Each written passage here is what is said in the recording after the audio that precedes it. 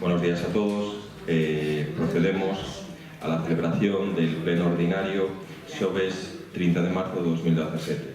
O primeiro punto do orden do día é aprobación se procede dos borradores das atas das sesións anteriores. Pleno extraordinario 20 do 2 do 17 e ordinario 23 do 2 do 17.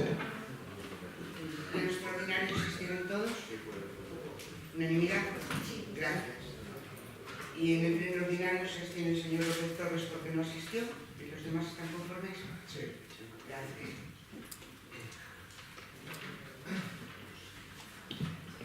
El segundo punto del orden del día es modificación da base 35 da execución do orçamento municipal do 2017. Fue dictaminado en la Comisión Informativa de Asuntos Económicos de Hacienda frente al día 7 de marzo, al día 27, y le corresponden al pleno los siguientes extremos. Primero, aprobación inicial de la modificación de la base 35 de la ejecución del orçamento municipal de 2017 relativa a subvenciones nominativas, incrementando la cuantía de la subvención nominativa de 20.000 a 30.000 euros, a favor del siguiente beneficiario, Asociación Agarim. Segundo, que se exponía al público por plazo de 15 días hábiles a la Policía de la provincia, en el tablero de delitos, a efectos de que se puedan presentar reclamaciones. Y tercero, si no se presentan reclamaciones, la modificación se entenderá efectivamente aprobada.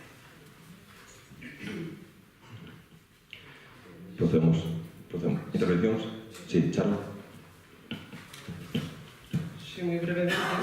Nos imos apoiar este incremento de subvención a Garimo de 10.000 euros, como non podía ser de outra maneira. Creo que é unha asociación que ten perfectamente justificado a súa labor social durante máis de 40 anos.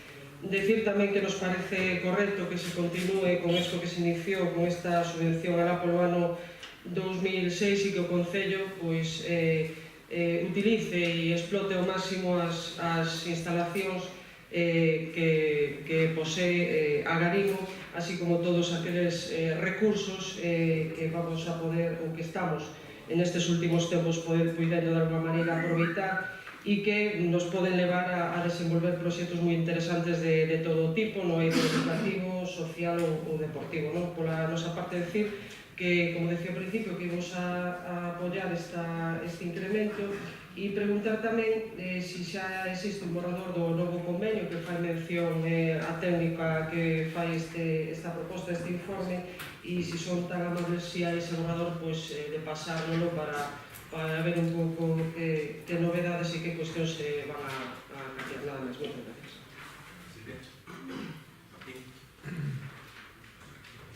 Sí, na mesma línea solicitar tamén que se nos facilite o convenio de colaboración polo tal se incremente esta partida de 20 a 30.000 euros, porque sería lógico saber a situación delo. Non estamos en absoluto en contra de que reciba unha subvención nominativa a unha entidade que fai unha labor social importante e tamén unha infraestructura que pode ser utilizada por o Concello de Arteixo para facer actividades que creo que poden ser interesantes para o noso Concello, ademais coa falta de espacios que temos para facer moitas cuestións, pero si é certo que no noso grupo non vamos a votar a favor da partida ou da modificación, non pola partida en sí, vou repetir que eu creo que si estes son os motivos precisamente para facer unha subvención nominativa, non encontramos outra cambio para poder facer isto, pero non vamos a estar a favor de todo o punto porque non estamos conformes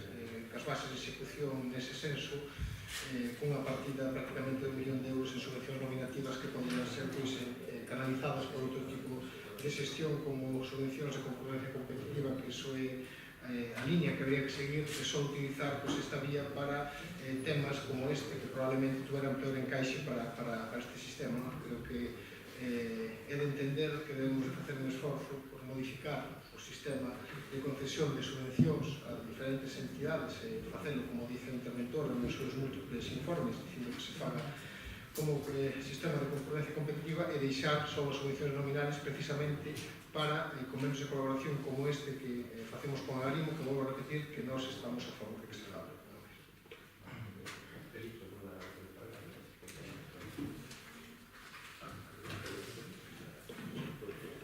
Bos días. Agradecer a intervención dos grupos e o apoio e dicirvos que se vos pasará unha copia do borrador do convenio que se asinara con Agarimo. Moitas gracias. Sí.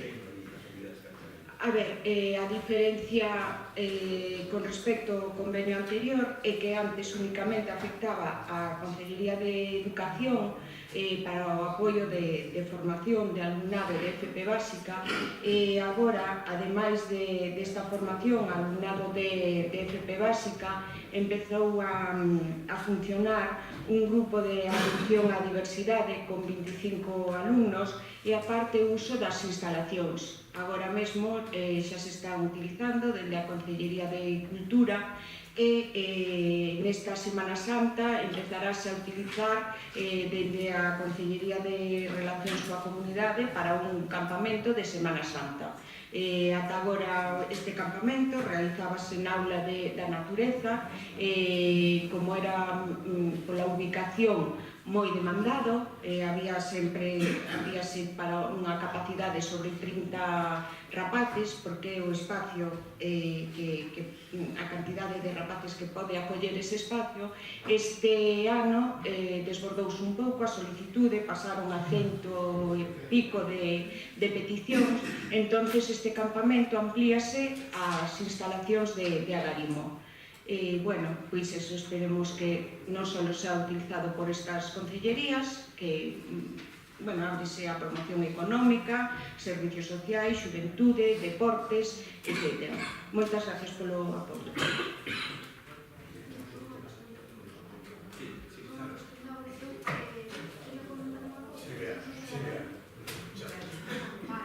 Quede grabado.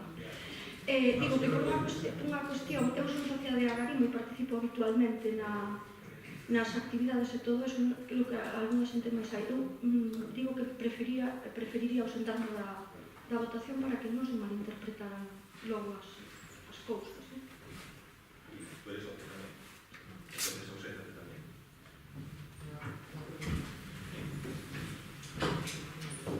Entonces, unha pregunta.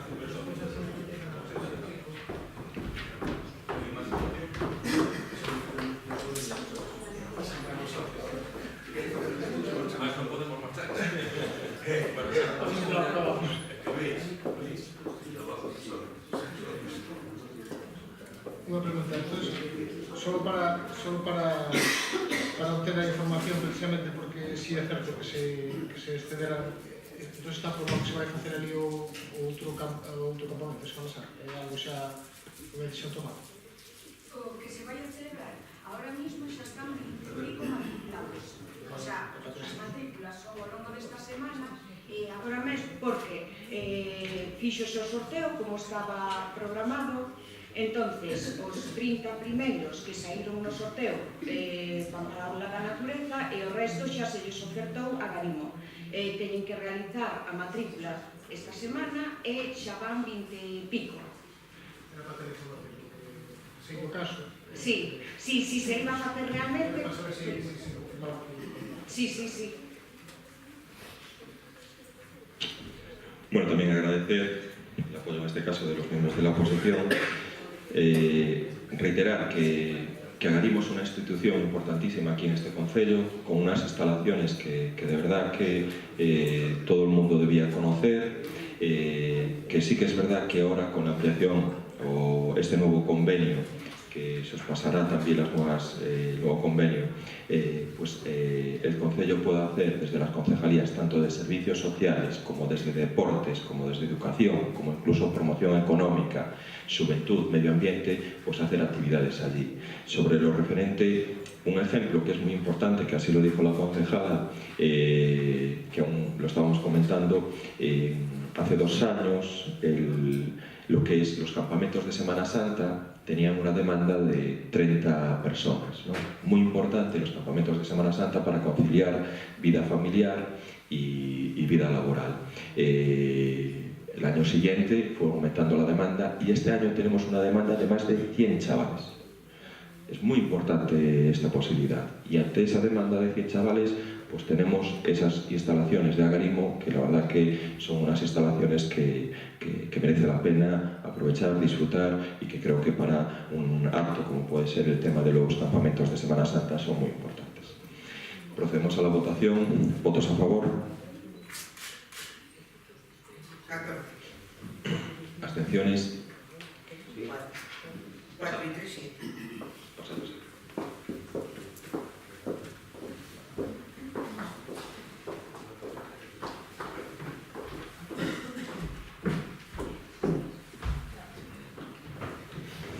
El punto número 3 es resolución de alegacións e aprobación definitiva da RPT 2017.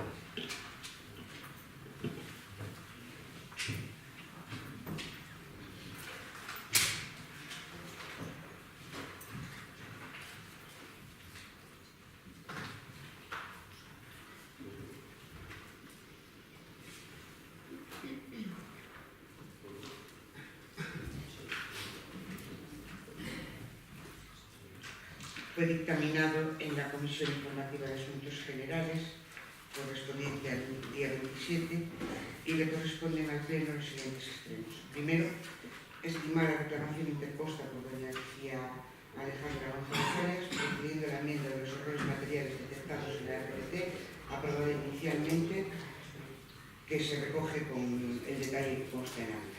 Segundo, estimar parcialmente o escrito de relaciones depositarias de Coruña relativo ao posto de intervención municipal na procura da máxima seguridade jurídica, estimando referido a la alegación primera, funcións do posto, e a alegación segunda, determinación de retribucións complementarias, desestimando a alegación terceira referida ao procedimento de clasificación do posto e conveniencia de clasificación de primeira categoría superior, quedando consecuentemente o posto definitivo de la manera que se recoge con las características del puesto.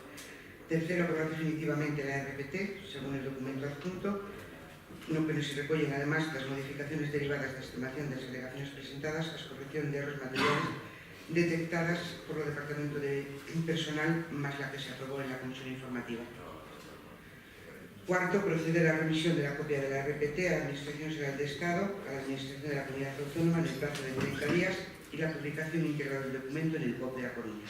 Quinto, notificar el presente acuerdo a todos los legítimamente interesados que presentaron alegaciones y reclamaciones a la RPT en el plazo de exposición pública. Procedemos entón a... Por un par de cuestións,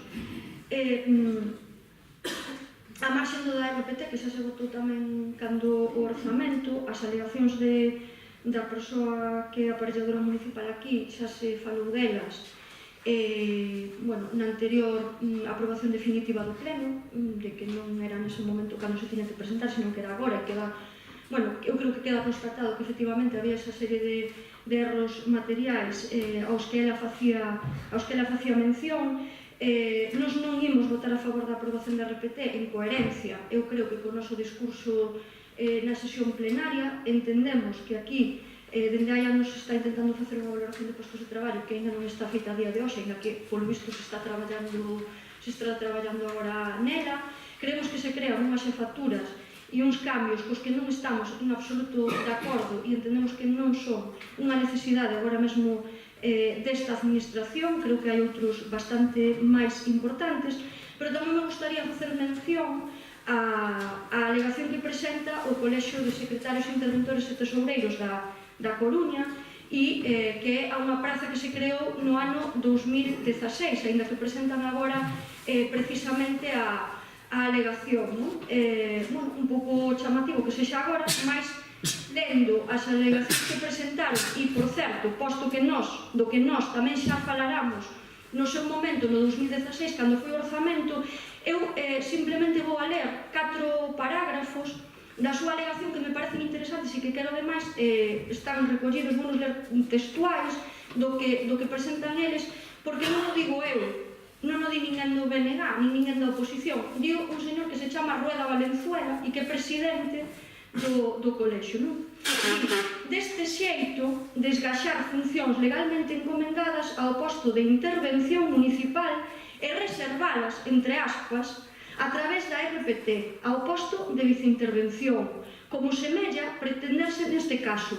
Resulta contraria a normativa básica estatal de aplicación á materia.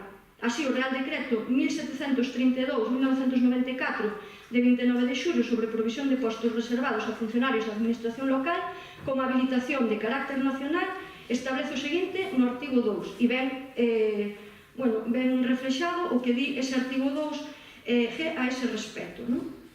É dicir, que se crea unha praza de viceinterventor e reservanse, segundo a memoria da alcaldía, as funcións propias da intervención. E continúa, na RPT inicialmente aprobada polo Concello de Arteixo, atribúense á viceintervención a práctica totalidade das funcións características e básicas da intervención, o que ao noso xuicio valeira de contido o segundo posto en favor do primeiro, desnaturalizando así a labor de simple colaboración e apoio que debe corresponderlle á viceintervención. E logo, na páxina seguinte, di, resulta igualmente salientable a coincidencia entre o momento en que se crea este posto de colaboración paralelo á convocatoria do posto de interventora municipal neste 2016 con carácter definitivo, segundo indica na propia memoria da alcaldía.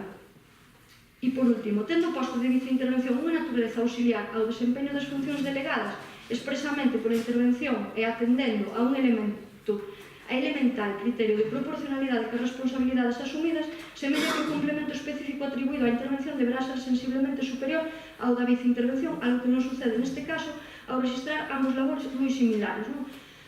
E isto xa o digo eu, non o di o informe. O informe está redactado dun xeito cando menos curioso, para que non quere ler. A alegación é cando menos curiosa, non? E este resumen fago eu e non o di a persoa que asina este escrito, non? Aquí non se crean prazas porque entendamos que as hai que crear porque son necesarias. Créanse prazas en función de como que é unha praza definitivamente non sabemos quen ven, entón creamos unha paralela porque ao menos xa sabemos a quen queremos traer, non? Entón eu creo que eso é unha perversión do sistema que se debería de modificar nesta administración pero a nivel legal e que os postos se deben cubrir, os postos de funcionarios desa administración se deben cubrir creo que por méritos e en igualdade e capacidade de méritos, non por quen nos vai a mellor ou peor en función do momento en que esteamos. Eu creo que esas dinámicas se deben modificar, igual que o outro día na Xunta de Portavoces tamén dixemos, e xa se nos achegou un informe nese sentido, que non deberían de ser os alcaldes ou as corporacións que nos poñan salarios a determinados funcionarios, senón que debería vir regulado por lei, como xa venin tamén agora, regulados os salarios dos políticos que teñen dedicacións. Eu creo que, dende logo, faría unha administración moitísimo máis transparente. E, por último, creo que teño dito moitas veces, e volvo a decir hoxe, non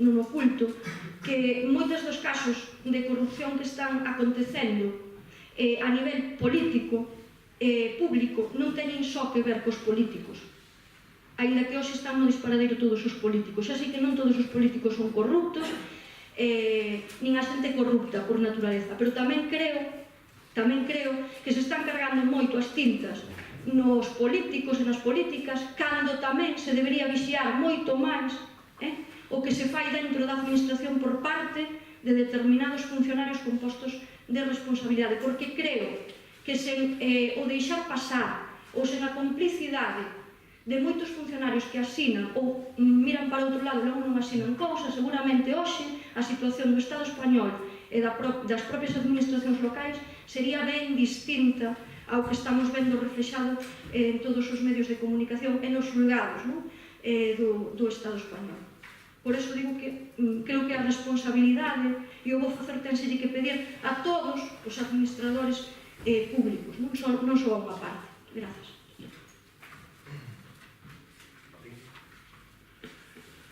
Sí.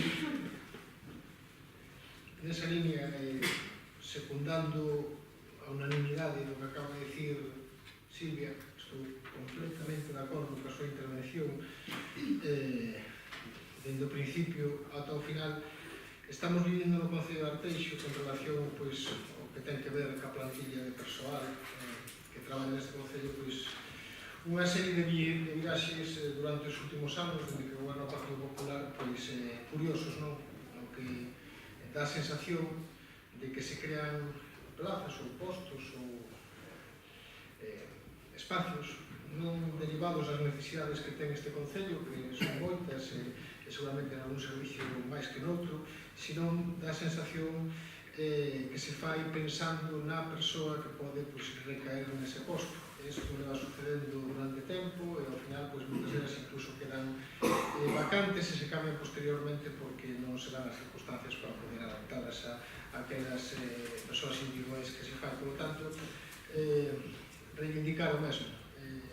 Eu creo que é moi importante que nos concellos existan uns técnicos da Administración Xeral, habilitados nacionais, que teñen a súa función de fiscalizar precisamente o goberno a súa independencia e, por lo tanto, é moi importante que estes postos estén ben retribuídos, é moi importante que teñen as funcións que teñen que ter e, por lo tanto, o interventor ten que ter as súas funcións claramente definidas e que pode existir un viceinterventor que poda colaborar con o exceso de traballo que poda ter no Concello como noso. Por tanto, poño de manifesto que pon un informe do cual, as alegacións sobre a cual fixo referencia a voceira do BNG, pedirles que le den un pulo importante durante os próximos meses a esa valoración de postos de traballo, que eu creo que ese sí o xeito de facer unha boa planificación de cara ao futuro, de cal é o tipo de persoal e a estructura que queremos ter no Concello de Arteixo, e tamén pedirles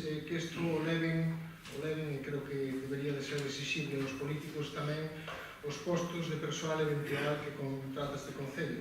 Eu creo que isto non é unha esencia de emprego para amigos, sino que é unha administración que ten que ter unha boa función e se tenen que analizar tamén para que se utilizan esos asesores, que vou a repetir, hai casos que son claramente justificables, é lógico que a alcaldía teña unha persoa a súa disposición para poder ter a atención ao cidadán que se necesita, é lógico que se teña outro tipo de cuestións, pero vamos a repetir as características técnicas, as características de formación tamén son importantes e non podemos justificar única e exclusivamente postos para contentar aqueles do noso partido que poden ter unha situación laboral dun xeito ou de outro.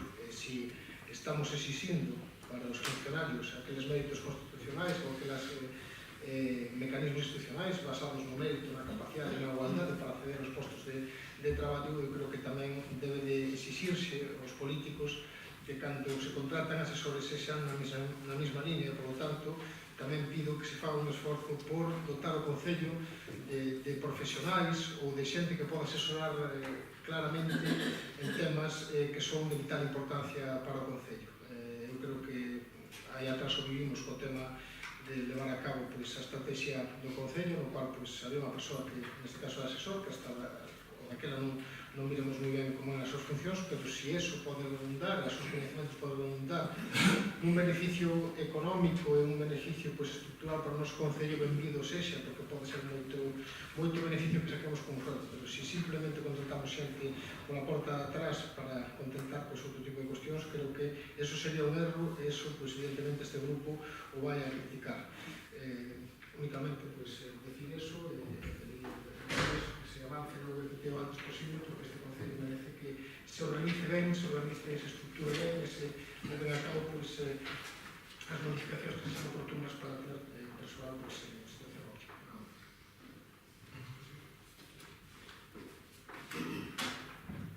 Buenos días a todo o mundo. Dúas cousas moi simples. Unha, nós, se cometemos algún tipo de error, reconocémolo e a través da resolución das alegacións cambiámolo. Nunca tuvemos problemas en reconocer os nosos posibles erros e os nosos posibles tal. Prova debe que se reconoce parte das alegacións tanto das traballadores como do colexio. E o que si non vamos a entrar nunca non vamos a deixar nunca a defensa da autonomía política na organización do Concello. Penso que é unha responsabilidade nosa esa alegación. E unha segunda cousa, e quero deixar aí o tema zanjalo así. Desde que levo aquí na política 5 anos, creo que levo 6 anos, de Arteixo, non sei, 6 anos fai en maio, en junio, 6 anos fai en junio.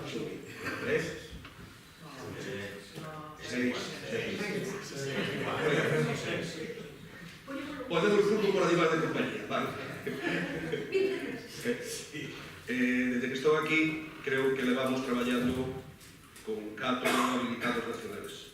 3 de titulación e un que é da casa que fai a funcións de suplente cando non están os outros habilitados. As miñas gracias a calquera dos habilitados que pasou por aquí, gracias pola súa axuda, gracias pola súa profesionalidade e gracias porque entre todos intentamos facer un concello mellor. E o único que podo decir que gracias ao traballo desa xente, ainda que a veces non nos guste a labor que fan, porque a súa labor a veces é un pouco desagradable, entre todos facemos un concello mellor. E o único que podo decir, gracias aos funcionarios, porque con eles melloramos este concello. Gracias.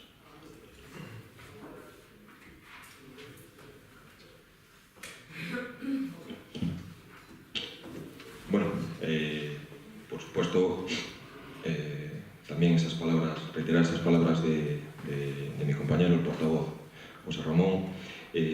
Por supuesto que nosotros atendemos el escrito presentado por el colegio. Efectivamente, yo lo tengo que dejar también aquí muy claro, las funciones de intervención están marcadas por ley. Están marcadas por ley y nosotros, es verdad que, leyeron parcialmente el texto, pero está marcada por ley y ahí no hay ningún problema. Sí que nos extraña un poco que esta plaza, que fue creada en el 2016, pues no se hubieran presentado alegaciones en el 2016, porque nosotros inmediatamente en ese año habríamos procedido también a aceptar esas alegaciones. Y luego, y también comparto con Silvia que, igual que a día de hoy el tema de las retribuciones de los puestos políticos, alcaldes, está regulado por ley, probablemente también el Estado tendría que hacer ese mismo sistema con los interventores, tesoreros y secretarios, ¿no? Lo comentábamos el otro día, hay concellos más pequeños que el nuestro, que los secretarios e interventores cobran muchísimo más dinero que es un concello como el nuestro, ¿no? Pues ahí sí que debería haber una regulación por ley a nivel estatal para que se pudiera hacer. Y otra cuestión es la VPT. Yo en este tema, es verdad que un poco por las informaciones que nos dicen los sindicatos, el próximo 2 de mayo se presenta la VPT. Reiterar, es una VPT hecha por los propios sindicatos, hecha por los propios trabajadores del concello, consensuada y trabajada por gente de manera, vamos a decir así, interna, y que esperamos, por los propios sindicatos, y que esperamos en ese sentido que nos la presenten y poder llevarla a cabo y poderla aprobar. Es verdad que anteriormente, pues oye, el PSOE había encargado una valoración a una empresa externa que no llegó a nada. Nosotros hemos tomado la decisión de que se haga de manera interna. Y es verdad, y aquí yo comparto algunas apreciaciones tanto de Martín como de Silvia. Es importantísimo para este concello crear un organigrama, una RPT y una valoración de puestos de trabajo que sea la adecuada para un concello como Arteixo.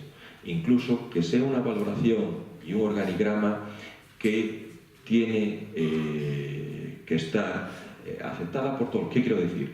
Que tiene que perdurar sea quien esté gobernando en ese momento.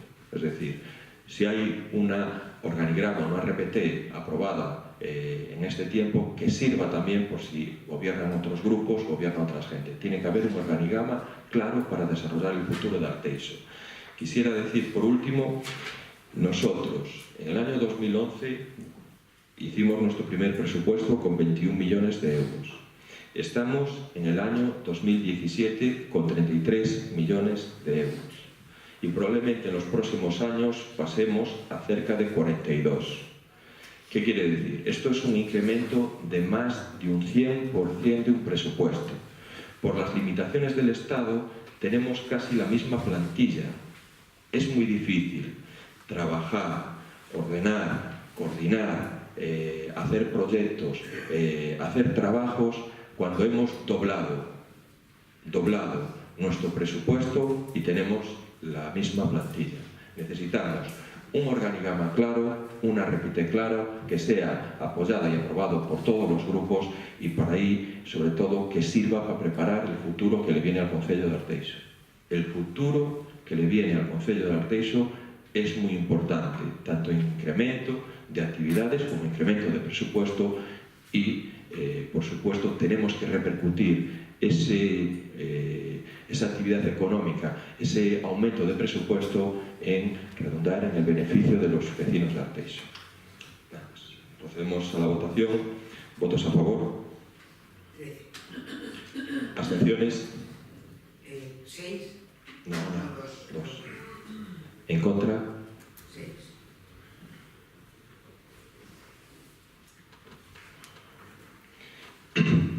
El punto número 4 es proposta de incorporación ao inventario de bens ao inventario municipais de bens do Concello de Arteixo das seguintes obras incluídas no convenio PISA: sustitución de luminarias a LEDs, mellora da captación de auga do encoro de Rosadoiro de TAP, sustitución de bombas dos bombeiros do Rañal e Sabón e bens.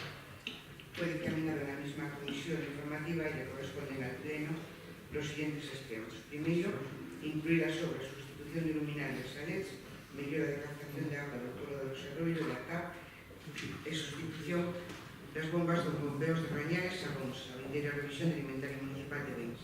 Segundo, adquirir o compromiso de mantenimiento de la afección de esas obras a la finalidade pública para que foi concedida a subvención durante os primeiros 5 anos de interrupción do presente acordo.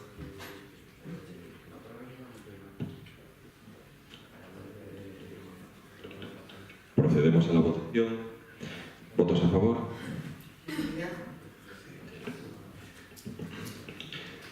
O punto número 5 é cambio de modalidade de xestión do servicio de axuda no fogar. Fue dictaminado en la misma comisión y le corresponden al Pleno los siguientes sistemas. Primero, alterar la modalidad de gestión del servicio de ayuda no fogar, determinada su gestión directa, segundo disporre el artículo 85 de la Ley Reguladora de Bases del Régimen Local, en los términos indicados por el Departamento Sexto. Segundo, dar traslado a los departamentos de servicios sociales, documentación, a fin de que se conceda garantía de cobertura a prestación de servicios. Y, por último, aplicar el contenido de área de obras y servicios municipales tan ampliamente como sea necesario para la ejecución de todo relacionado con el presente acuerdo.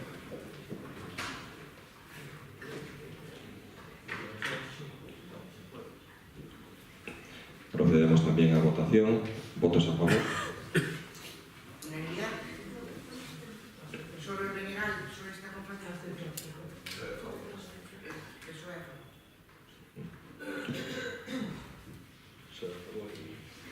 Charo, ¿te estuviste? Sí, sí.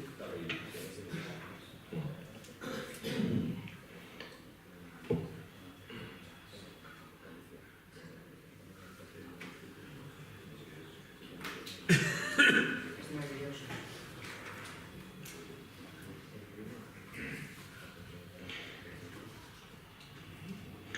O punto número 6 é proposta de modificación da composición da mesa de contratación permanente para os procedimentos de contratación de competencia plenaria. Es la misma composición, simplemente se varía el miembro de una mesa por la incorporación que ha habido de un funcionario. Entonces siguen siendo los mismos, el mismo presidente, los mismos vocales con los titulares natos y los que les corresponde y los secretarios correspondientes. Procedemos a la votación. ¿Votos a favor? 13, ¿Abstencións? 8.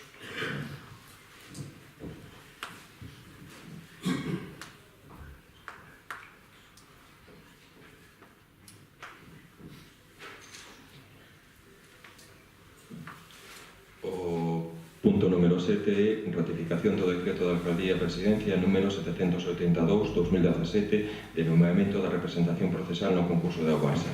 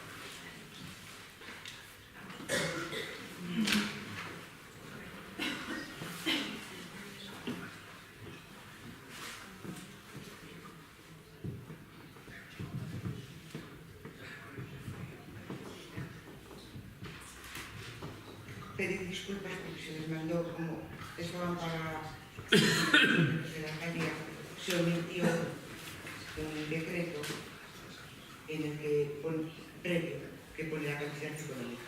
Entonces esta mañana llamó un miembro de la corporación, nos dimos cuenta que solo se había mandado uno y ya lo tenemos. Pedimos disculpas por eso. Entonces, bueno, como es un asunto de pleno, lo dictó el alcalde por razones de urgencia y le corresponde al pleno su ratificación. Es el nombramiento de la representación procesal y la defensa en el procedimiento concursal 181 para el Año Freire Abogado Sociedad Limitada. Le corresponde al pleno, en nuestra opinión, su ratificación.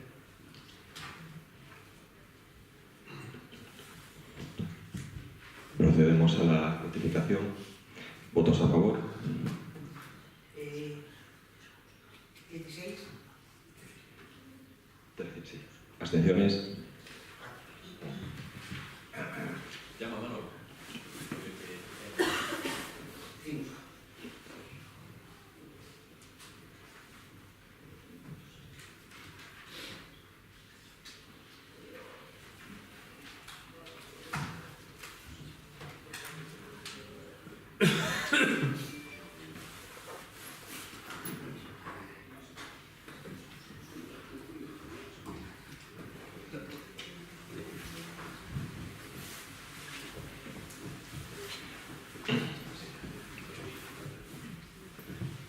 El punto número 8 del orden del día es declaración institucional de la FEM, de la Federación Española de Municipios, sobre o 8 de marzo, Día Internacional da Muller 2017.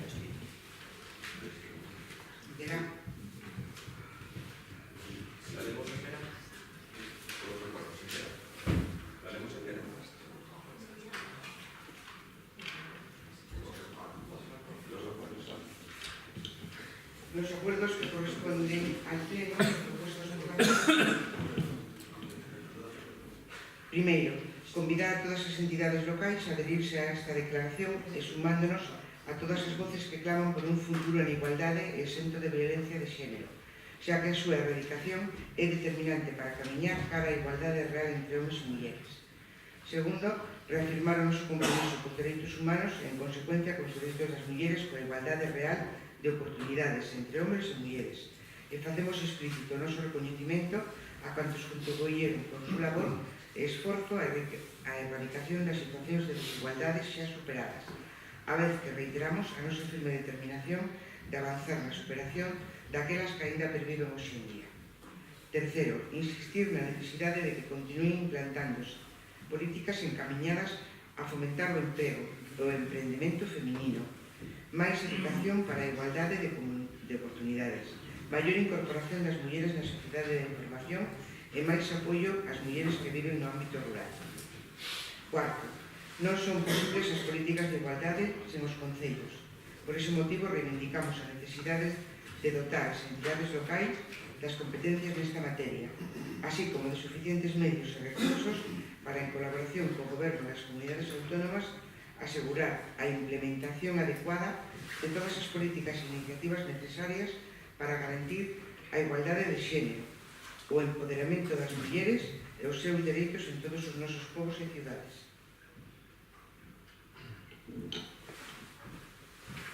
Procedemos. Sí, Charo. Sí, muy brevemente, nos gustaría que constara en acta, porque, bueno, de alguma maneira nos imos facer tamén chegar a nosa queixa. A ver, esta moción, efectivamente, trasladada a este Concello, supoño que o resto dos Concellos, o 17 de marzo. Outro día se fixo algún comentario na propia Xunta de Voceiros, cando o Día Internacional da Muller é o día do 8 de marzo, non? A moción recolle palabras moi bonitas, reivindicación, reflexión, cambio, motor, etcétera, pero creo que xa é bastante triste ter e vivir nun mundo onde sempre hai un día D, Día da Muller, Día das enfermedades raras, día D, e nos parece unha falta de respeto que un organismo como pode ser a FEGAM e a FEM, e me dá igual goberne quen goberne, en cada época, pois que mande 9 días despois e que entre neste Concello, imagino que no resto dos concellos, pois esta declaración institucional. Darlles desde aquí simbólicamente un tirón de orellas e que, dende logo, que nas próximas, nas vindeiras ocasións, pois as cuestións deste tipo, que ademais creo que requiren unha sensibilización especial, pois se acheguen aos concellos que forman parte deste organismo pois en tempo e forma. Nada máis, moitas gracias. Sí, simplemente para... Seguramente que todos estamos fallos de información. Eu recordo que nos actos, que celebrou o Concello de marzo, precisamente para estar de enhorabuena a Concellería que levou a cabo estes actos un día festivo, co cual era complicado máis mobilizar xente para que se atopa que non ten traballo, ademais é un día extraordinario para meterse en un local, e a verdade que foron uns actos moi bons. Recordo como o propio alcalde xa leu esta declaración, a declaración da FED na clausura dese acto, xusto despois de que se lle dera o premio a unha muller interesante para o Teixo, coa súa vinculación ao noso Concello e a súa capacidade tamén profesional como Isabel Gabeira. Recordo como se leu, eu creo que pode ser que chegara igual tarde a comunicación ou algún déficit de comunicación. O que si é certo é que a FEN xa tiña feita a súa declaración anteriormente, simplemente para aclarar este feito, para que non se crea que a FEN non estaba ao día de celebrar estas cuestións. Sería probablemente unha cuestión ou un déficit de comunicación, que eso non sei de onde ven, tampouco creo que sexa importante, pero sí poner as cousas no seu sitio con respecto a unha declaración que sí existía. Vou repetir que creo que o importante é o fondo e non canto se dá a causa das cousas.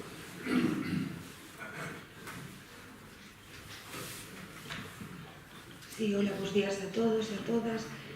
Pois ben, o de Son Martín, que realmente o que a FEGAN pois sí que enviou esta en tempo e en forma, e de feito o 8 de marzo pois o alcalde clausurou o evento pois ca lectura pois desta moción.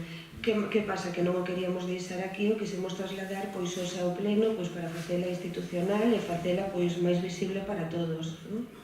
E nada, pois me alegro que vos gustaran as jornadas e seguiremos traballando pois en esa línea. Gracias. Bueno, es la FEGAN, ¿eh? Es la FEGAN quien no la hace. Es la FEGAN la que traslada la moción. Sí, sí.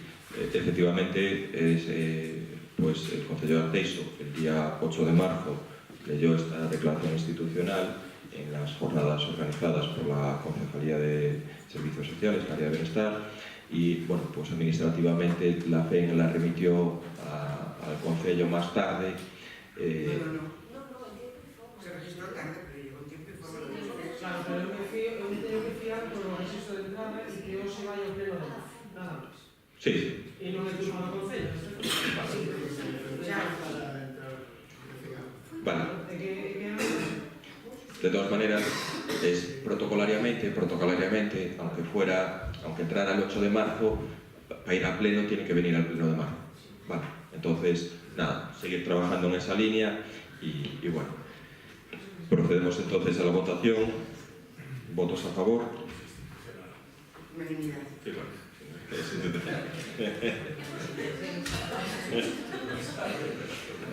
Sí. Vale.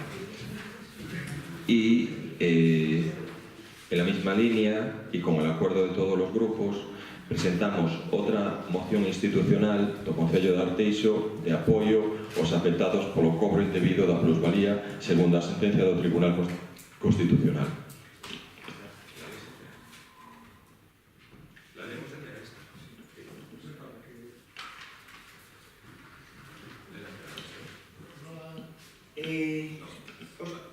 La ley se entera y después da exposición de motivos. El Tribunal Constitucional declaró inconstitucional varios artículos na norma sobre o imposto sobre o incremento do valor dos terreos de naturaleza urbana, coñecido como plusvalía municipal, ao entender que vai contra o principio de capacidade económica tributar por este imposto cando a venda do inmoble se realiza con vendas. Así se pronuncia o Tribunal Constitucional ante a cuestión de inconstitucionalidade exposta polo xulgado do Contencioso Administrativo número 3 de San Sebastián en relación aos devanditos activos da norma foral, que, segundo sentenciou o Alto Tribunal, son contrarios ao principio de capacidade económica contemplado no artículo 31.1 da Constitución Española. A resolución da que foi relatora a vicepresidenta do Tribunal, Adela Asúa, foi adoptada polo Pleno do Tribunal Constitucional por unanimidade. Segundo explicou o Tribunal Constitucional, a norma cuestionada establece un imposto sobre a plusvalía dos terreos de naturaleza urbana, imposto que se devenga no momento en que se produce a venda do ben e que se calcula de forma obxectiva a partir do seu valor catastral en 2 anos entre un mínimo dun e un máximo de 20, durante o que o propietario foi titular do mismo. A sentencia lembra a doctrina do Tribunal Constitucional sobre os principios do artigo 31.1 da Constitución Española e reitera que en ningún caso poderá o legislador establecer un tributo tomando en consideración actos ou feitos que non sexan exponentes dunha riqueza real ou potencial, como sucede cando a venda do inmoble producese sin obter ninguna ganancia ou mesmo con perdas. Deste xeito precisa: non poderá crear impostos que afecten aqueles supostos nos que a capacidade económica agravada polo tributo non xa potencial, senón inexistente, virtual ou ficticia. O Tribunal insiste, ademais, en que o principio de capacidade económica non só se predica do sistema tributario no seu conxunto, senón que debe estar presente en cada concreto imposto, en tanto que o orzamento mesmo da tributación. Non caben no noso sistema tributos que non recanen sobre alguna fonte de capacidade económica, apunta. A sentencia analiza os preceptos cuestionados e conclúe que establecen unha ficción de incremento de valor, que ademais impide ao particular toda prova en contrario. Segundo indica o Tribunal, iso é así porque o aumento do valor do chan determínase mediante a aplicación automática dos coeficientes previstos na norma ao valor catastral do chan no momento da transmisión, sin ter en conta se efectivamente o valor real incrementouse ou non. Por tanto, concluye a mera titularidade dun terreo durante un determinado período temporal produce, en todo caso e de forma automática, un incremento do seu valor. O Tribunal Constitucional sinala que a fórmula prevista na norma para calcular o imposto provoca que deba pagarse igualmente naqueles supostos nos que o valor dos terreos non se incrementou ou mismo disminuiu, unha circunstancia esta múltica non pouco frecuente como consecuencia da crise económica. A sentencia considera que esta consecuencia carece de toda justificación razoable, na medida en que ao imponer aos suxetos pasivos do imposto a obrigación de soportar a mesma carga tributaria que corresponde a situacións de incrementos derivados do paso de tempo, están a someterse á tributación situacións de feito inexpresivas de capacidade económica, o que contradí frontalmente o principio de capacidade económica que a Constitución garante. Por iso, o Tribunal declara parcialmente inconstitucionais e nulos os preceptos cuestionados, únicamente cuando sometan a tributación situaciones inexpresivas de capacidade económica, impedindo aos contribuyentes acreditar que non se produciu efectivamente un incremento de valor.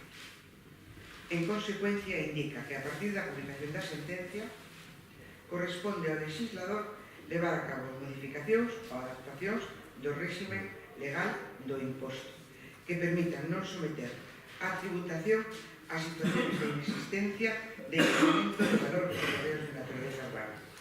Por todos os postos, voceiros do PPDG, PSDG, PSOE, BNG e TEGA no Concello de Acceso solicitan ao Pleno da Corporación la adopción de los siguientes acuerdos. Exigir ao Ministerio de Economía a inmediata adaptación da Lei de Facendas Locais á sentencia do Tribunal Constitucional para deixar de cobrar o imposto sobre o incremento de valor dos terrenos de naturaleza urbana nos casos declarados inconstitucionais por dito tribunal. Una vez modificada a normativa, Por respecto, que se informe aos afectados por este cobro indebido coas seguintes actuacións: posta en marcha unha campaña de asesoramiento á ciudadanía sobre os dereitos que recolle a normativa en vigor, posta a disposición dos administrados os seguintes formularios: 1. Para pedir a non suscripción a dito de posto das transmisións onde se acredite que non hubo un incremento do valor do inmoble obxeto de transmisión xa de conformidade coa norma vigente. 2. Para pedir a devolución das cantidades aguadas nestos mesmos casos que se xa permitido por la normativa. Esos acuerdos fueron dictaminados e así se presentan al pleno para súa aprobación.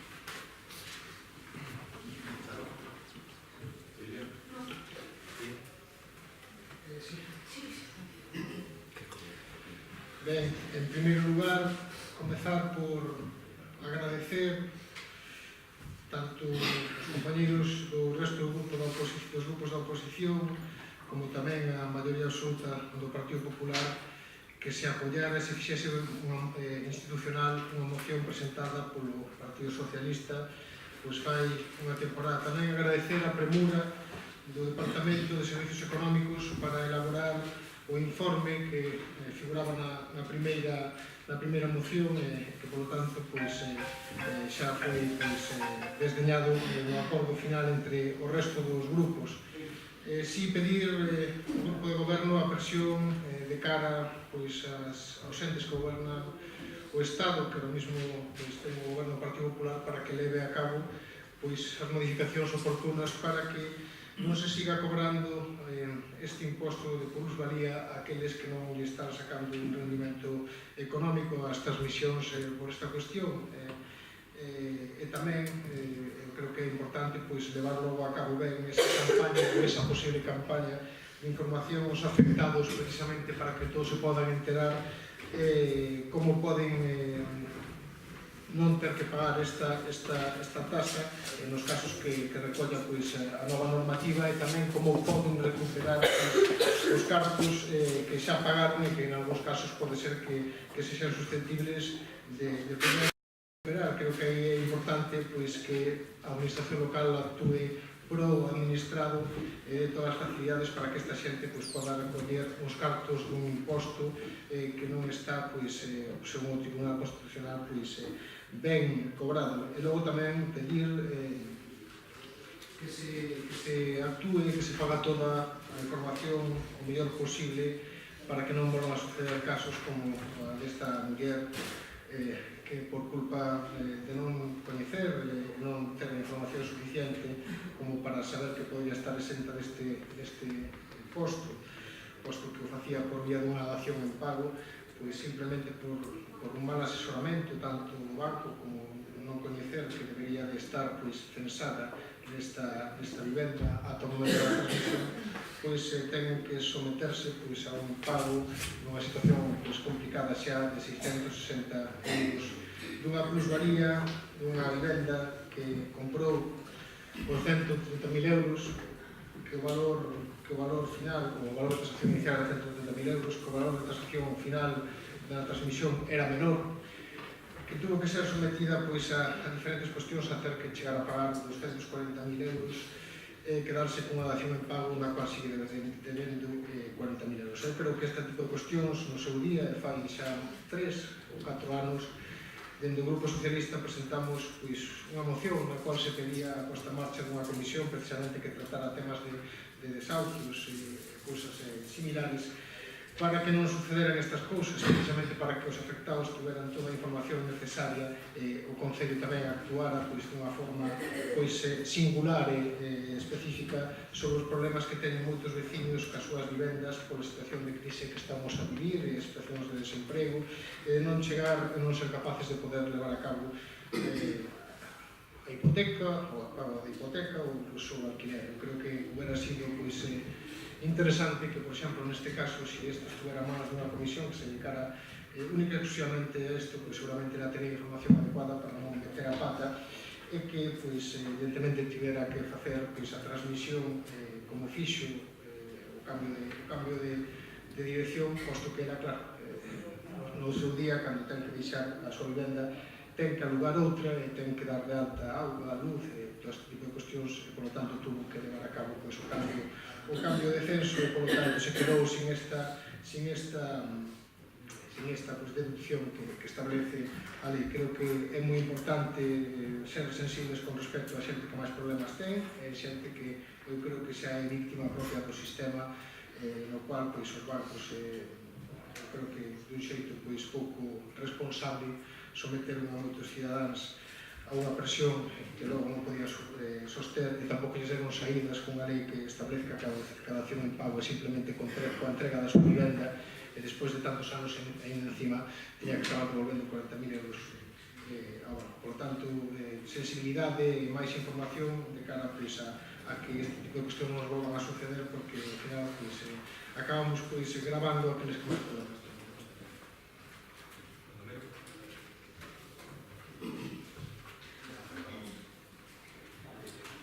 Bueno, bons días a todas e a todos. Efectivamente, hai duas sentencias do Tribunal Constitucional, algunhas normas forales, estamos esperando ainda que se pronuncien sobre a norma estatal en relación co feito impoñible da plusvalía. Nos, é verdade, tampouco estamos de acordo no método de cálculo da plusvalía, porque é automático, é unha ficción que sempre desemboca en que hai beneficio. En realidade é que debese calcular se realmente hai beneficio, é dicir, o valor da transmisión menos o valor da adquisición do ben. Se o resultado é positivo, pois hai que pagar. Se é negativo, pois non habría que pagar. Ahora mismo, pois, para arreglar este asunto, suponlle unha pataca quente tanto o Goberno como o Congreso, e aí está negociando e vendo como arregla a través da modificación da Lei de Facendas Locais xunto coa Federación Española de Municipios e Provincias. Entón, no caso que dicía Martín, de que unha persoa que tuvo que pagar a plusvalía por la dación en pago, a verdade é que nós estamos de acordo que é injusto, pero hai que cumprir a lei. Neste caso, o banco tampouco asesorou conforme tiña que haber asesorado, e cando chegou aquí, pois nós, os funcionarios, teñen que liquidar a plusvalía porque oblíganos a Lei de Facendas Locais a facelo así. Non podemos facer outra cousa. É un negocio entre particulares. A verdade é que non hai emerxencia social, quixemos meter por emerxencia social, pero non nos entrou. Bueno, pois estamos aí tamén a través das comunicacións que temos co Ministerio e tal, intentando resolver o problema da modificación esta da Lei de Facendas, para ver se o cálculo da plusvalía se determina pois facendo, hallando, calculando un beneficio, pero que sea de tipo positivo. Nada máis, gracias.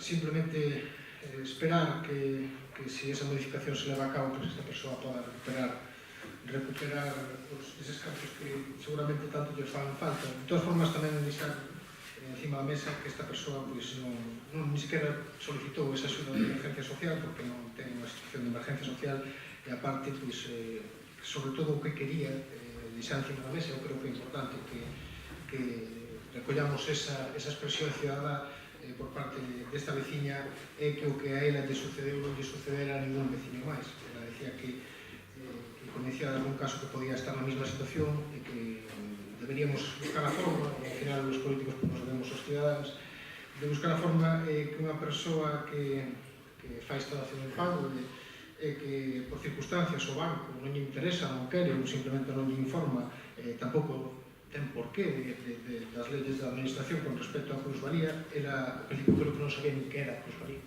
falando en plata, pois que cando veo aquí o Concello pois que se lle informara e temos que ser especialmente sensibles con esta cuestión. Me vou a repetir, creo que se estes casos se analizaran dentro dunha comisión que analizara pois, a problemática que existe a xente con vivenda, probablemente xa podéramos informala de cales son os pasos e de cales son as pedras que podan topar no seu camiño para evitar que poda suceder eso, porque ao final unha persoa que descoñeza a lei, que descoñeza o funcionamento da administración, non sabe que ni sequera que ten que pagar a plusvalía, tampouco sabe que existe pois, unha serie de condicionantes marcados pola lei, nos cuales pois, podes ter unha bonificación de toda ela se demostras que tes un censo nesa vivenda nos últimos 2 anos ou dende a compra, que non poden ser, ten que ser de forma ininterrumpida. Estas cuestións o administrado non ten por que coñecelos, ainda que non sería malo que se informase, pero nós temos, eu creo, que actuar pro administrado e buscar a forma de que non va a suceder eso, porque se nunha situación de alguén que xa ten que mal vender, por decirlo así, ou entregar a súa casa, que queda con a débeda de 40.000 euros, e encima chega aquí ao Concello e ten que pagar unha tasa de 660 euros por unha perda de valor, porque ao final hai unha perda de valor encima tamén na tasación da vivenda. Eu creo que o problema está encima da mesa, temos que ser moi especialmente sensibles por eso e actuar de formas. Volvo a repetir, moitas gracias a todos os grupos por apoiar a moción que presentou o Partido Socialista e facela institucional, e creo que ese é o camiño, e agradecemos unha vez máis o Concelleiro de Economía que sempre se senta a falar con nós e chegar a acordos que creo que somos capacidades. Bueno, gracias a todos, pero decir que claro, que esta persona, antes de facer o negocio xurídico, antes de chegar a un acordo co banco, debía de vir por aquí a tratar de informarse, porque cando veo xa se producira o feito, xa non podíamos volver atrás. Os compañeros de abaixo, de rendas, informárona ben, dironlle toda a clase de información que precisou, pero ela xa había feito un negocio xurídico, co cual nós non podemos prevaricar en ese sentido.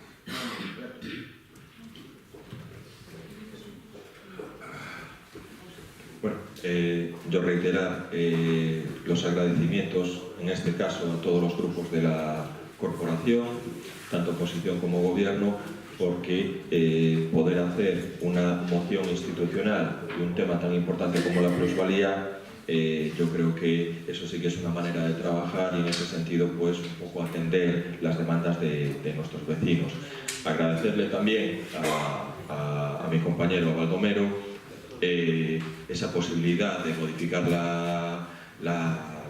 modificar sobre todo la moción presentada por el Partido Socialista para ajustarla a la realidad y al derecho, al cumplimiento de la ordenanza y de la ley, y poderla así aprobarla.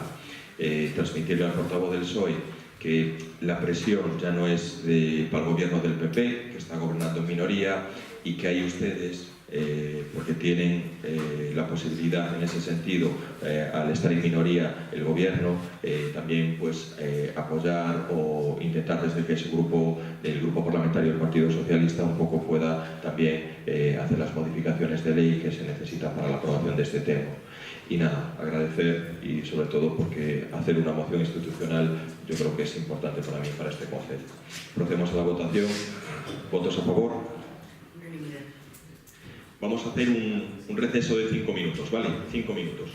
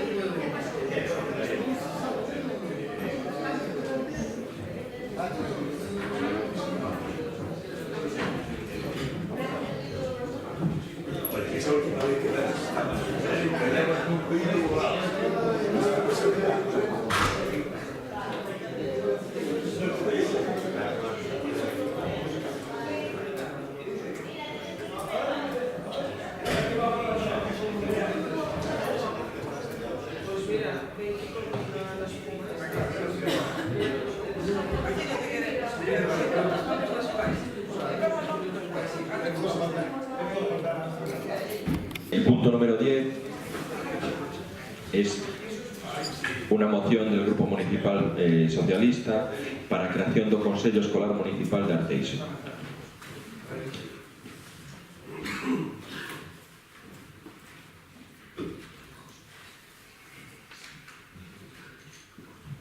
Fue dictaminada en la misma Comisión de Asuntos Generales del Pleno y le corresponden al Pleno los siguientes sistemas.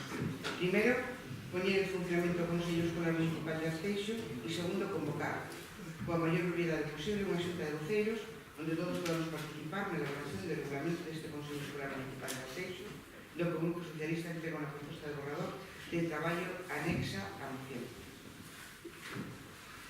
Non se recoge en acta porque es un borrador. Salvo que el grupo... Ben, decir que un pleno no que hasta ahora todos os puntos saliron adiante, pois esperamos que polo ben da transparencia e a participación esta moción tamén pois teña o mismo resultado, que poda sair adiante, ademais tendo en conta que isto xa se solicitou e non é a primeira vez que se trae a pleno por parte do Grupo Socialista. Certamente daquela pois o grupo de goberno era máis, tiña menos experiencia na organización do Concello. Espero que desta vez pois teña ben pois levar a cabo a creación deste Consello Escolar Municipal de Arteixo, no cual pois todos os entes que teñen que ver co desenrolo educativo de Arteixo poidan expresarse, poidan debatir, poden planificar pois algo tan importante como é o sistema educativo que temos no noso Concello. Todos somos conscientes das problemáticas que existen neste Concello con respecto a educación, en canto a infraestructura, en canto a necesidade de inversión por parte da Xunta de Galicia, en canto a necesidade tamén de que o Concello habilite pois espacios para que se poda facer máis infraestructura municipal, tanto en educación reglada como outra que non é tanto, como pode ser incluso a Escola de Música. Por lo tanto, eu creo que un sitio onde podéramos todos falar, ademais ter un espacio de conversa que tamén pudera facer que non houbera logo malos entendidos ou outra serie de problemas e falar libremente, eu creo que sería beneficioso para Arteixo, sería beneficioso para a educación en Arteixo e sería beneficioso para os veciños que ao final é o que nos trae aquí a este salón de plenos. A moción dice así: o marco constitucional recoñece a participación como un valor fundamental na organización do sistema escolar en todos os niveis, dende os centros docentes ata o ámbito estatal, e ese valor é a única vía que permite resolver problemas e buscar solucións a partir do contraste de opinións, de diálogo e de consenso. Por iso é fundamental educar no exercicio da participación, e esta solamente se aprende efectivamente se practica. Nese contexto, os consellos escolares son a garantía de que calquera persoa pode exercer o seu dereito de participar no sistema educativo sen máis requisito que a súa propia opción voluntaria e sempre que sexa elegido ou designado polo sector que representa. Os consellos municipais de educación, como instrumento de participación dentro do sistema escolar, pretenden contribuir á corrección de desigualdades socioculturais, a conseguir un ensino máis eficaz e máis calidade e a unir o tecido escolar implicado comprometendo os grupos e as persoas coa súa participación e contribucións.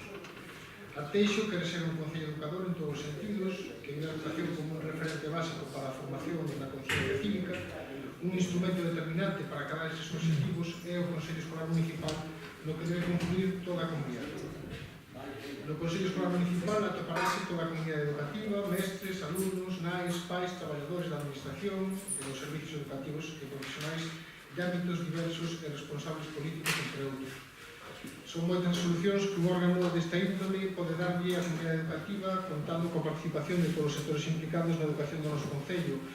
Problemas como os acontecidos para un tempo, un nestes simples coas normas de vestimenta para a asistencia a clase, o control da asistencia escolar, as normas de conduta, a coordinación dos investimentos realizados nos centros educativos, a creación de novas axudas para os gastos que deben afrontar as familias con menos ingresos, o coñecemento das preocupacións de cada un dos sectores existentes na comunidade educativa, profesores, nais e pais, estudiantes, e a posta en marcha de iniciativas que redunden nunha mellor infraestructura educativa e procedementos educativos debe ser posta en marcha pola unión de todos os implicados nesta materia. De acordo co que dispoñen a Lei Orgánica 8/1985 do 3 de julio, reguladora do dereito á educación, a Lei Orgánica 9/1995 do 20 de novembro, de participación, avaliación e goberno dos centros docentes, a Lei 3/1986 do 18 de decembro dos Consellos Escolares de Galicia, o Decreto da Xunta 44/1988 do 11 de febreiro, polo que se regula o Consello Escolar de Galicia e os Consellos Escolares territoriais municipais. Dende o Grupo Municipal Socialista creemos imprescindible e inaprazable a creación e constitución do Consello Escolar Municipal de Arteixo, elaborando para o seu desenrolo un regulamento que debe de ser aprobado por este pleno.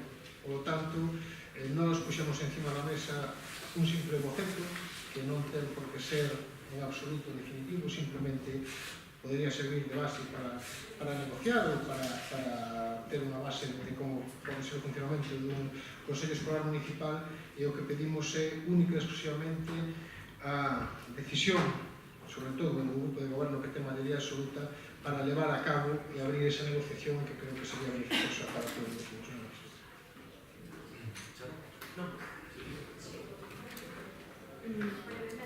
Parece que o tema da educación é un tema moi importante e que daría para un debate longo e sosegado nunha sesión plenaria. Mais no que se refire a esta moción, estamos totalmente de acordo coa creación do Consello Escolar Municipal. Eu creo que hai unha eiva importante no que respecta a esta corporación, de poder enteirarnos de todo o que se fala nestes consellos escolares por parte dos representantes que están nos consellos escolares. Eu creo que iso é algo que se debe correxir, pero non só nos consellos escolares, senón tamén nos diferentes organismos nos que hai representantes do goberno local e que descoñecemos absolutamente os acordos que se adoptan ou as cuestións que se falan e se trasladan por parte do Concello de Arteixo. Non é esta a primeira vez que o comento, falei no noso momento cando foi de todo o consorcio das Mariñas. Aquí nunca hai un punto na orde do día, nin na xunta de portavoces, nin nas sesións plenarias, para darnos conta das cuestións que se falan, algunhas de especial trascendencia tamén para o presente e para o futuro das vecinas e dos vecinos de Arteixo. E podemos falar tamén da autoridade portuaria, onde a veces se toman decisións que teñen trascendencia pública importante e das que a Corporación Municipal de Arteixo se entera polos medios de comunicación cando se enteira.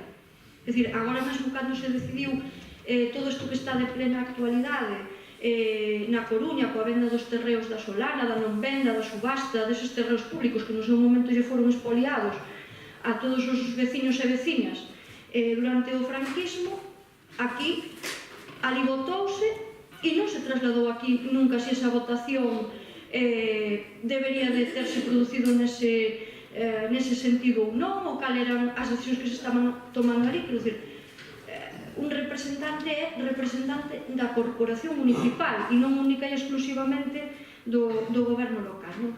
E no que respecta ao que se fala nesta moción do tema da educación, pois o mesmo, non? Eu sei que hai cousas que son de puro trámite, moitas veces e que non terían maior trascendencia, non? Pero deberíamos de facer o exercicio, dende logo, de, cando menos, aquelas cuestións que consideramos que poden ter repercusión, importancia, ou que cando menos poderían ter un contraste, pois de falala co resto dos grupos políticos, non? E eu creo que nesa liña todo o que se poida, no que se poida participar, non?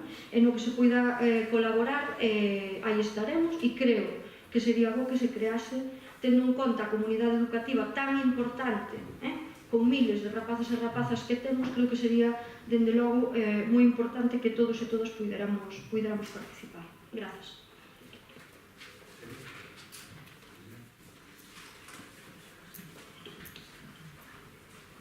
Sí, trasladar o sentir dos diferentes centros educativos e decir que non hai consenso, non hai unanimidade na necesidade de creación deste órgano. Agora mesmo, a nivel municipal, estás a traballar en diferentes comisións ou grupos de traballo para que haxa transparencia e participación, para chegar a acordos os diferentes centros do Concello, pois están as mesas de absentismo, nas que, aparte de chegar a acordos sobre as faltas e medidas a tomar coas faltas do alumnado, pois falase de normas de conducta, falase dos regulamentos de cada centro, está tamén a Comisión de Escolarización, os grupos de traballo de tecnoloxías, as AMPAs, e grupos para falar das actividades extraescolares e complementarias. En todos estes grupos xa están representados tanto profesores, pais, nais, alumnos, inspección educativa, representantes municipais, etc. Moitas gracias de todas maneiras e esperemos a que todos os centros estén de acordo para que se poida formar. Moitas gracias.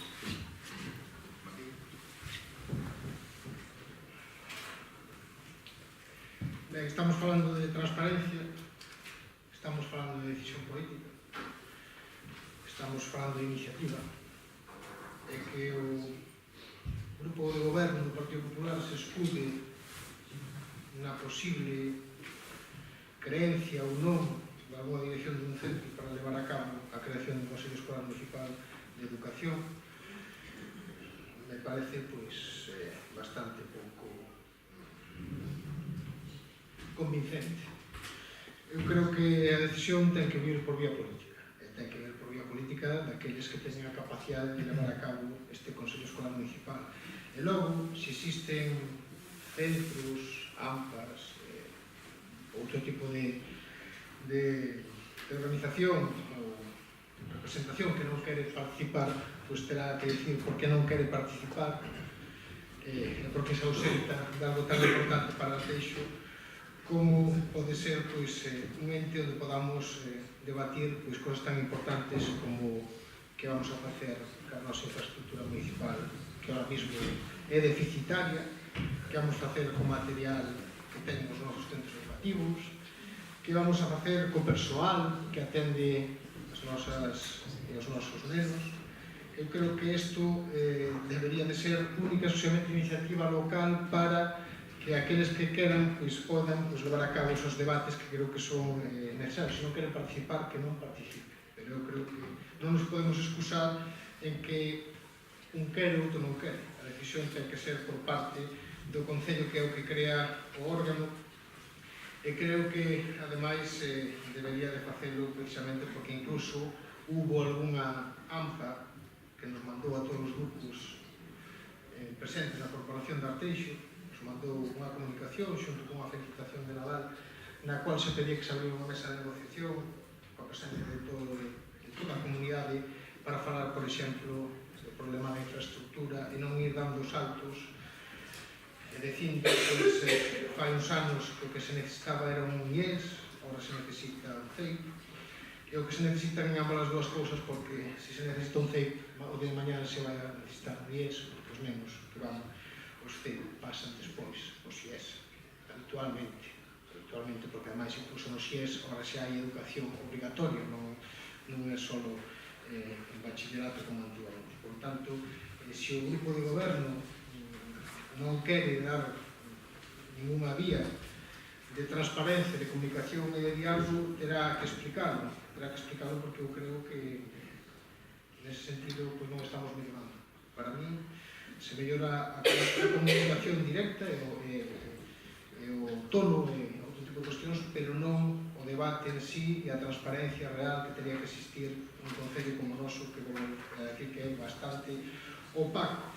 Mentras outros concellos do entorno xa poden lugares, espacios a disposición da Xunta de Galicia e tienen xa a Xunta de Galicia que leva a cabo a infraestructura necesaria para facer novos CEIP, o Concello de Arteixo non fai absolutamente nada visible, nada real todavía para poder levar a cabo novas infraestructuras ou debatir onde deben ser eses novos centros ou como debe ser. O que xa a mí me preocupa máis é que encima lle acabemos dando a razón a quen non quere ser transparente con aqueles que representamos os cidadanos, porque aquí todos os que estamos representamos os cidadanos somos elegidos para eso, e que incluso pues, algún equipo directivo lle negue a comunicación a algún grupo aquí presente durante, por lo menos en 3 ocasións que se lle solicitou, que ao mesmo tempo pues, non teñamos a información necesaria para analizar a situación que teñen internamente nese centro educativo e, por lo tanto, sometan a este Concello a unha presión ou unha situación que non debería de ser así se houvese pues, o mínimo de comunicación para poder ter encajar aquilo que pensan pois, uns e outros se iso que se leva a cabo dentro dese centro pois é legal ou non é legal ou se están excedendo pois, na toma das súas decisións conforme tal. Eu creo que esas cuestións, xa que non están dispostos a falar personalmente con algún grupo, eu creo que, por exemplo, un debate no Consello Escolar Municipal onde se analice, onde se debata se é xusto, se é necesario e se é legal echar os baños durante o período lectivo a rapaces de 12 anos que poden estar iniciando o período de menstruación ou poden ter unha diarrea ou poden dar ganas de vomitar, eu creo que é máis que necesario debatir, máis que necesario, porque se non o debatimos, non analizamos e non chegamos a puntos de consenso, pode ser que eso se convirta en algo habitual e tamén pode ser que eso acabe nos juzgados, que acabe na prensa, que acabe no Parlamento, que acabe en outro sitio no Valedor do Pobo, que acabe na fiscal de menores ou outro tipo de cuestións, cando eu creo que deberíamos facer era dialogar, saber as condicións que existen ali, e levar a cabo precisamente ou tomar decisións conxuntas.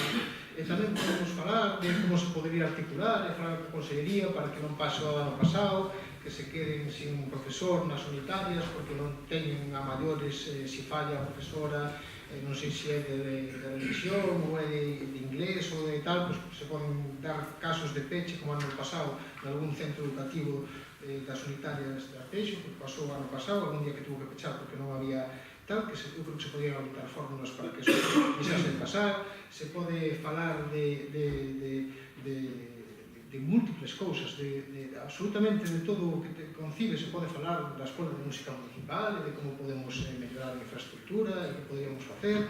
Se pode falar absolutamente de todo, das actividades extraescolares, incluso cando salen temas de cociñas, de comedores, cando se facía unha proposta de unificar comedores para un mellor funcionamento, máis barato, porque se podría falar nese Consello Escolar Municipal. Eu creo que Arteixo, que ten un sistema de educación que ven de lonxe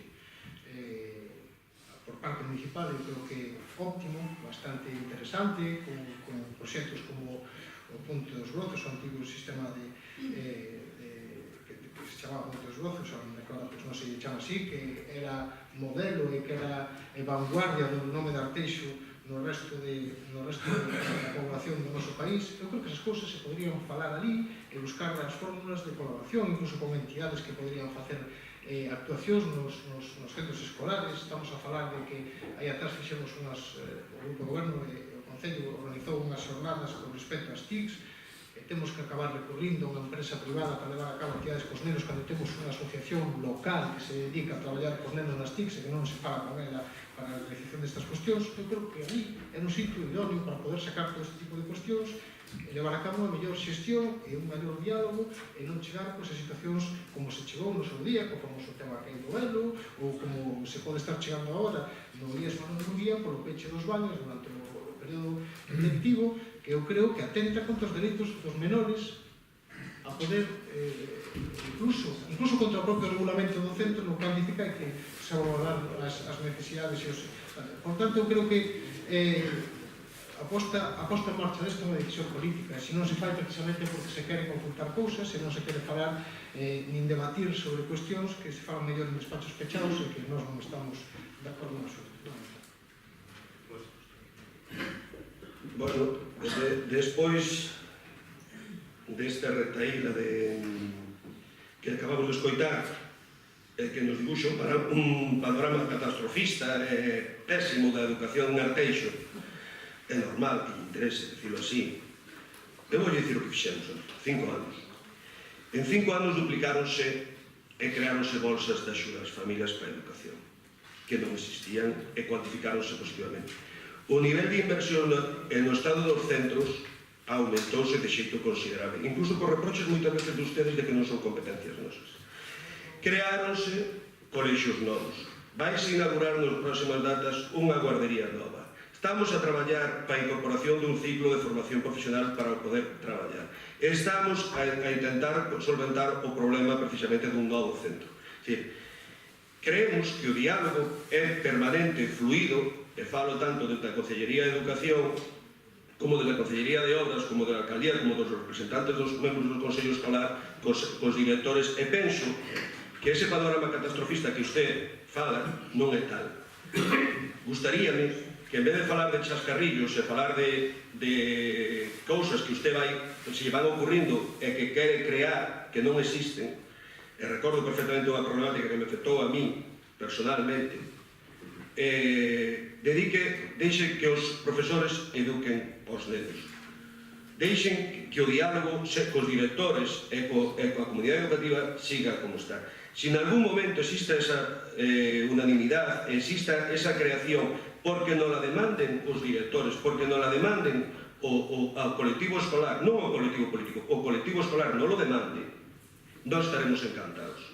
Pero penso que a actitud e o traballo que está a facer este equipo de goberno coa comunidade educativa en xeral é modélico e está reconocido por toda a zona que usted tanto fala. Porque é moi fácil crear cousas, e dicir aquí que sí, e que despois non teñan plasmación, como en algún concello que estaba creado non sei cantos anos e non se reuniu. Eso sí, está creado, hasta aí chegamos. E mire, transparencia toda. Transparencia toda porque non temos nada que ocultar con respecto ao tema da comunidade educativa. Sabemos, ademais, que estamos falando dun colectivo tan amplio onde existen todo tipo de sensibilidades e que calquer cosa que fagas en calquer centro, en calquer colexio, enseguida se sabe, co cual non hai nada que ocultar neste tema e o que queremos é colaborar con todos. Pero o que sí lle pediría, por favor, é deixemos que a comunidade educativa resolva os seus problemas. Por favor, deixemos e non politicemos certos temas que o único que perjudican ao final e fastidian é os propios rapaces. Moitas gracias.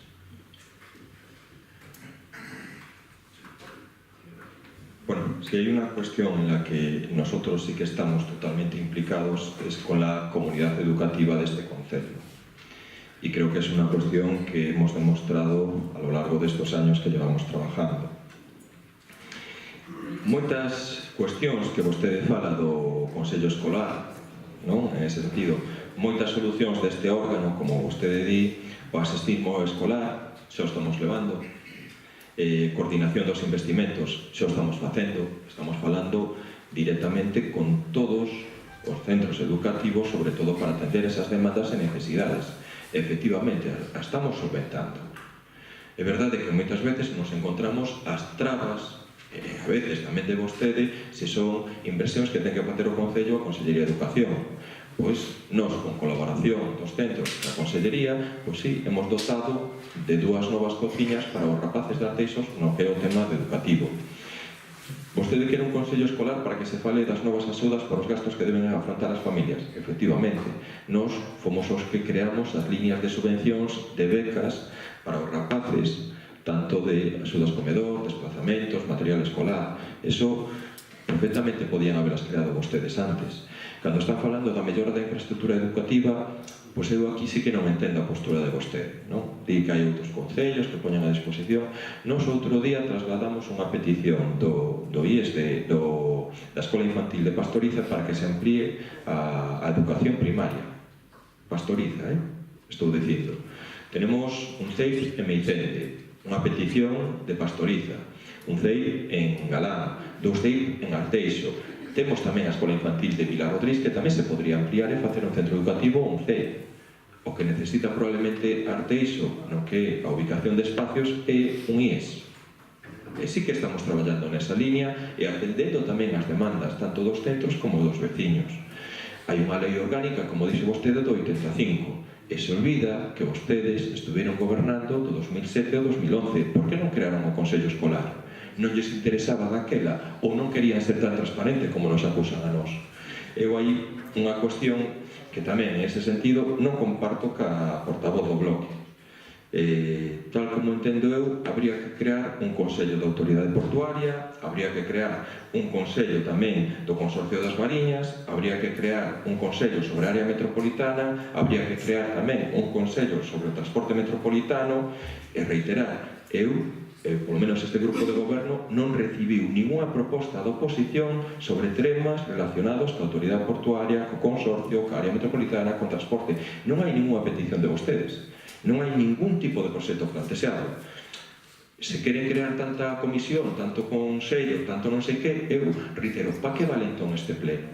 Para que vale entón a xunta de portavoces? Por que non se pode traballar nese diálogo continuo e permanente que temos que ter? Eu non, de verdade, non os entendo. Deixemos que a comunidade educativa se dedique un pouco a educar os nosos rapaces, non creemos problemas onde non os hai, sobre todo apoiemos a todos nese sentido o traballo que se está facendo cos centros escolares. Procedemos á votación. Votos a favor?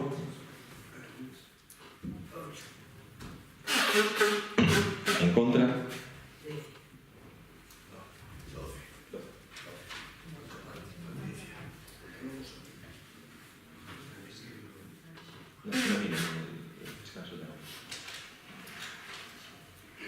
Gracias.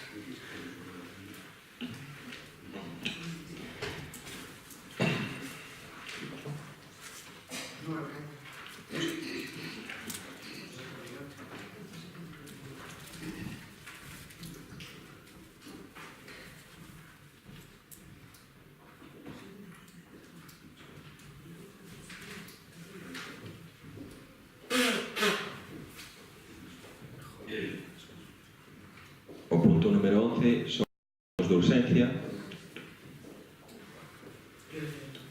Non hai. El punto número 12 es control dos órganos de goberno. Se les da cuenta de los decretos de la alcaldía 421 a 851 de 2017 y de las juntas de gobierno local correspondientes al 21 y 30 de diciembre, al 4, 11, 18 y 25 de enero y al 1, 8 y 15 de febrero.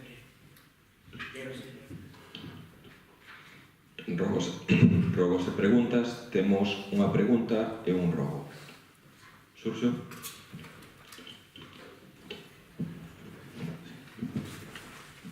Ben, bo día a todos e todos. Como ben dixo o alcalde, temos unha pregunta e un rogo que paso agora a ler. No mes de febreiro de 2016, o alcalde de Arteixo facía unhas declaracións á prensa anunciando a creación dunha oficina de rehabilitación de edificios, a aprobación dunha ordenanza de rehabilitación e a publicación de axudas para a instalación de ascensores e a eliminación de barreiras arquitectónicas. O certo é que a día de hoxe, 30 de marzo de 2017, non hai ninguna destas tres cousas en marcha. A comezos deste ano volveuse a falar máis, o certo é que a día de hoxe non hai ningún avance que coñezamos. Por todo isto, preguntamos cando se vai publicar a liña de subvencións para a colocación de ascensores e eliminación de barreiras nas vivendas, que prazos hai para a presentación da ordenanza ou regulamento, en que mes se vai aprobar, que hai de certo na creación dunha oficina de rehabilitación, con que persoal contaría, cales serían as súas funcións. Esa sería a pregunta. O rogo é o seguinte. Nesta sesión plenaria temos falado en varias ocasións do camiño que une Moucho con Santa Icía. Nestes días, e a pesar de ser un camiño, podemos comprobar o paso constante de vehículos pesados por el, co risco que isto conleva. Por outra banda, nuns montes situados entre Pastoriza e Santa Icía, leva tempo facéndose acopio de entullos de obras en que nos conste autorización para tal cuestión. Noutra ocasión, preguntouse por escritos en que nunca se dese resposta e moito menos fixese nada por controlarlo, xa que a día de hoxe as prácticas son as mesmas. Por isto, rogamos que se nos informe dos controles que hai a respecto do paso de camións moi pesados polo camiño e se se fixo algún tipo de informe a respecto da utilización dun monte na zona indicada como vertedoiro de entullos. Nada máis, gracias.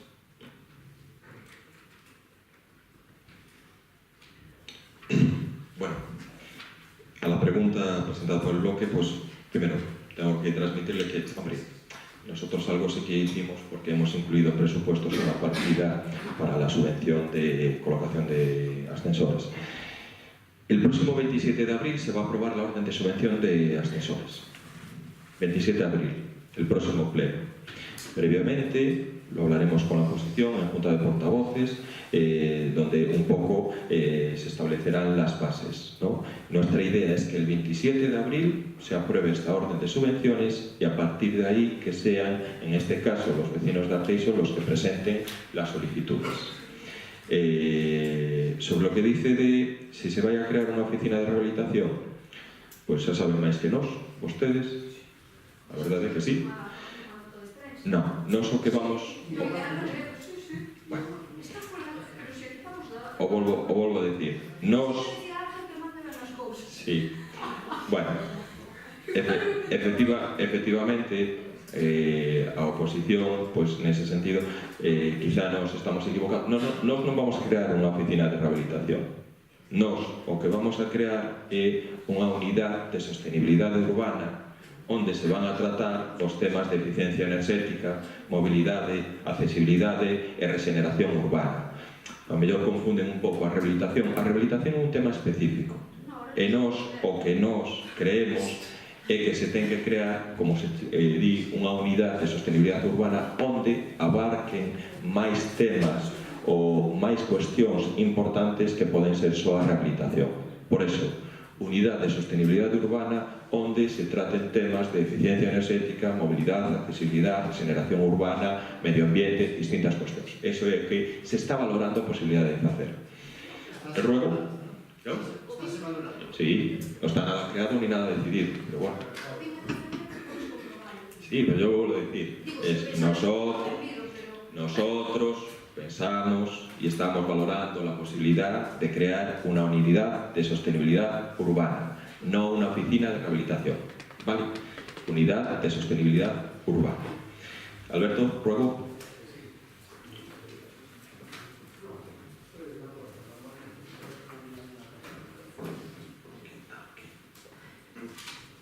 Buenos días. Respecto ao rogo, a información que temos é recibida por Seprona o 26 ou 27 deste mes, polo vosso propio rogo, está dado o traslado do Departamento de Disciplina e a única comprobación que se fixo no Departamento foi que existe unha solicitud de licencia para facer un recheo e unha plantación de árboles na zona. Supoño que o meu coincide nos terrenos ou non, hai que facer a comprobación dos técnicos para que miren o alcance se son entullos, se non son, se o que é. Son eles os que establecerán os criterios para abrir ou non abrir a expediente de disciplina.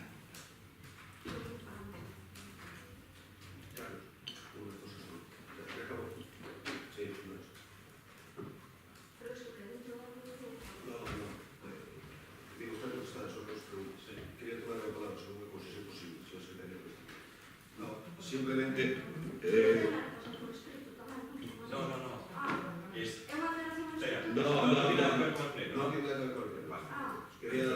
Levantamos la sesión, ¿vale? No, simplemente recordaros que nos mandei un correo electrónico aos grupos políticos que hoxe están a esa xornada sobre o lixo,